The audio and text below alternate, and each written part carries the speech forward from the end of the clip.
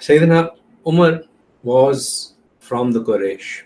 His lineage goes up, and on the ninth great grandfather of his are combined great grandfather of Rasulullah Sallallahu Alaihi Wasallam and Sayyidina Abu Bakr Siddiq. So if you go nine up in his lineage, you will find that they have a common individual.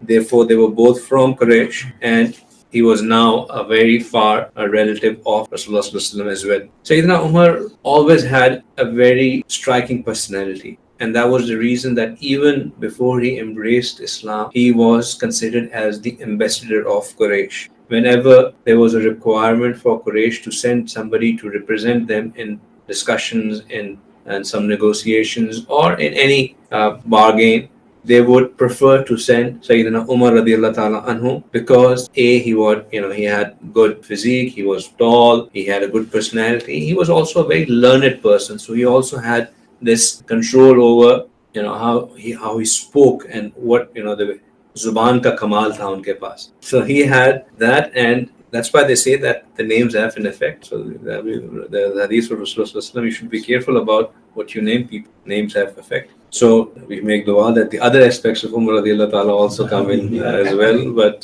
certainly this one is there, right? So the Quraysh would feel proud that we have such a person who can go and represent us. And even after he embraced Islam, Sayyidina Umar actually was always considered as one of the ulama in our deen. So a lot of Sahabi after Rasulullah would come to Umar radiallahu ta'ala anhu for understanding that how this matter should be dealt with. He would be able to then tell them that this is how it should be. So he was among those few Sahaba who would act as the mufti after Rasulullah and would give the fatwas on how things should be done or how things should be interpreted.